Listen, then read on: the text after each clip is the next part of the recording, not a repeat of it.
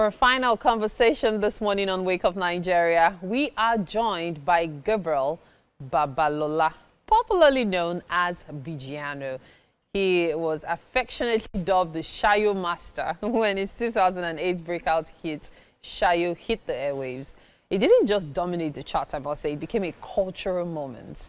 The song's infectious hook and celebratory spirit ignited dance floors from Lagos to London, quickly elevating Bigiano into the pantheon of club anthem creators. And really, it's a pleasure to have him in the studio with us this morning. How you doing? I'm very well, thank you very much. You've come a long way from the Shayo time. It's funny, that's already 17 years. Don't make me feel old right now, man. I don't know about that. So that's you feeling old. What about we that were vibing to the song? I know, right? Well, wow. Yeah. Where do we even start from? Okay, let's start from what was happening between that time and now. What have you been doing all this time? So many things have been going on since that time before now. Okay. Family, business, studies, and management and all of that. But I mean, at the end of the day, I'm able to balance everything. I mean, balance the family, arrange myself, get into businesses and get back to the business. You've gotten back into the music industry. Right. Now you're releasing a song this Friday, for example. Yeah. And so I'm actually wondering, for some artists, consistency is key. We don't leave the industry. We stay no matter what. Even if people are not listening to our music like before, let's just keep dropping. Right. But you seem to have come with a plan. Like you really took your time. And so it makes me very curious as to what you were doing exactly within that period. Yes, you said family and all, but what were you in another career? Were you trying to, in quotes, rediscover yourself? Okay, I'm gonna just quickly say a little out of, answering your questions. In the space of that period between now, I actually dedicate myself for my family. I needed to take a break and secure my family, settle my family, and just know that this family is okay now. Okay. It took me about 3, 4, 5 years, 6 years to do all of that. In the middle of doing all of that, I'm recording a couple of music. I keep recording and I keep trying to fix my management because I figure out that I have wrong set of people around me working with me and trying to be like, oh, we got your back, but they're not. So I was just balancing everything because it's better to do it well than how far. They used to say it's not how far, it's how well. So I was just doing all of that while I was in pain, keeping my fans away from my music because I know there's a lot of music to give out. So those are the things basically. And at the end of the day, I still try to put my head into cybersecurity, do a couple of courses to just get myself. That's it. Yeah, just get myself and data analysis, just so in case there's no music anymore, I can sit back and be like, I'm doing my own thing. So the Bigiano we have here is very different from the Bigiano you knew 18 years ago. This guy here is not only a professional in a different field, he's also still quite good in music, which brings me to something. 17 years ago is different from now. Right. Shayo was a hit then. People still play it now because, of course, music is timeless, especially good music. Thank you. However, the sound then is different from now. Right. How do you intend to break into the scene with your return?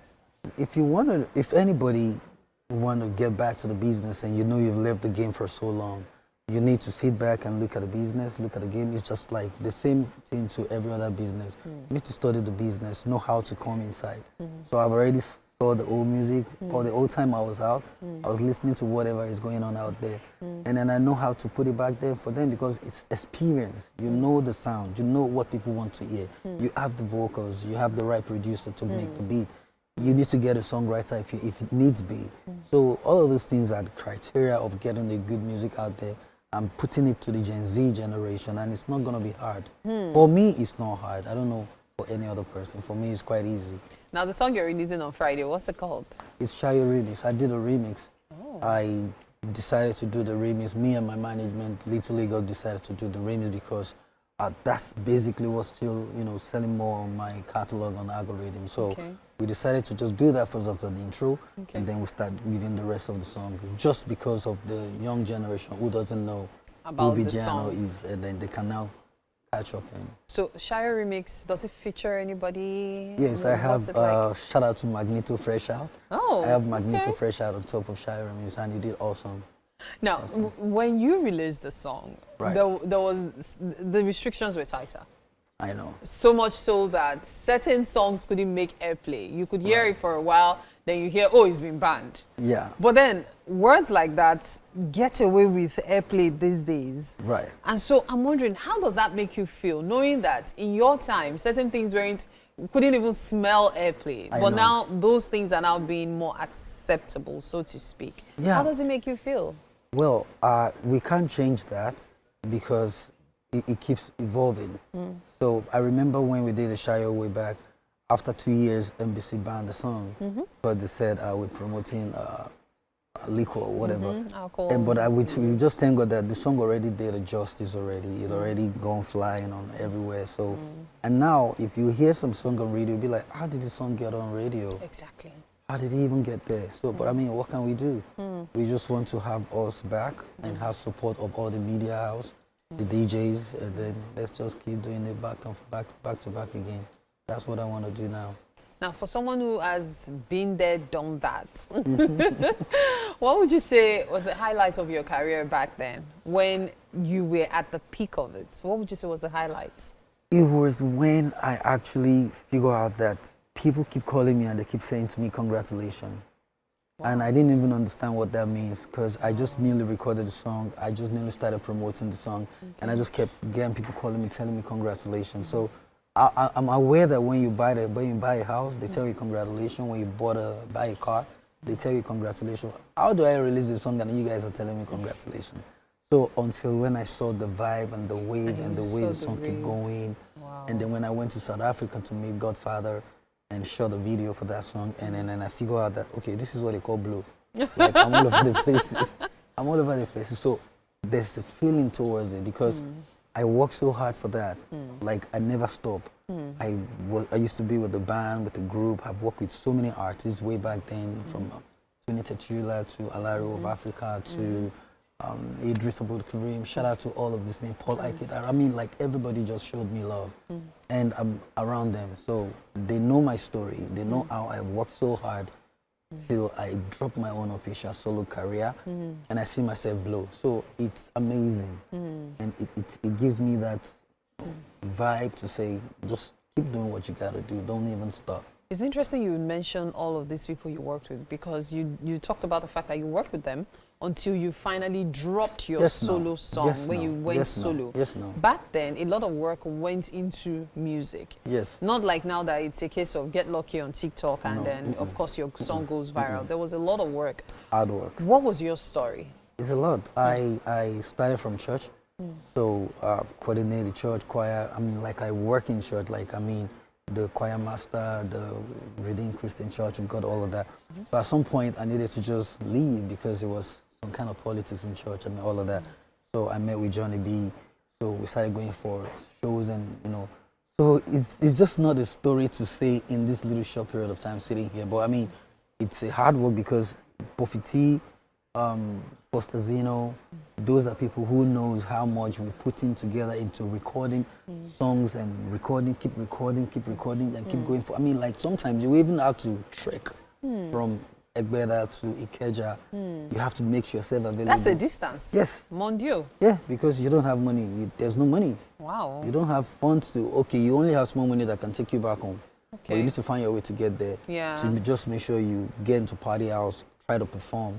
Wow. Then I remember I used to have a cassette, like, cassette now. Yes, now, of course. Come on. I'm not a Gen Z, I have don't worry. instrumentals in that cassette. So when I get into the club, I'll just give to DJ to play the instrumental. Then I'll just do a freestyle. Wow. And people will spray money. Wow. And that's the money I will take home and be like, oh, well, let me start counting my money. Yeah, wow. So it's a lot of, I mean, that's even that. I mean, before even I became a member of the Triple B, there's so much that I've put into my own life by making sure I write good songs, but I mean, it's a long story. Yeah, I just Triple thank B God, is like, another story yeah, entirely. so it's just let's just give God the glory that we're still alive and we're still here to impact people and let people learn on how to just dedicate yourself to what you're doing. It's a passion. Which brings me to something I've always been curious about. That name, how did you come up with it? Bigiano. Bigiano is a full meaning because when I joined the Triple B, there was BQ, there was B Flex. Okay. I have to be BG. That's BG, okay. Baba Lola Gabriel. Okay. BQ, B Flex. Yeah, BG. Even though my dad don't want me to do all of these things, maybe actually it was tough for me. I had to run away from the house. Like I had to just vanish. You were no Sanley? I'm Musanli now. Musanli. So I when I left the group, I don't want to be BG. BG can be my name. So Bigiano is, and I wrote like I defined myself. Okay. So it's born, irrepressible, genius, individual, African #1. So B-I-G. So it actually means something. Yeah. That's interesting. So just could you go through it again? It's born, irrepressible, genius, individual, African #1. African #1. So it's Bigiano. Wow. So that's like Bigiano. Wow. Yeah, that's what it is. Amazing. So I have so many questions for you. However, I think it's time for us to have breakfast. No, why not? Maybe we would talk more over breakfast. Yeah. All right, so let's head to the kitchen for breakfast. Let's go.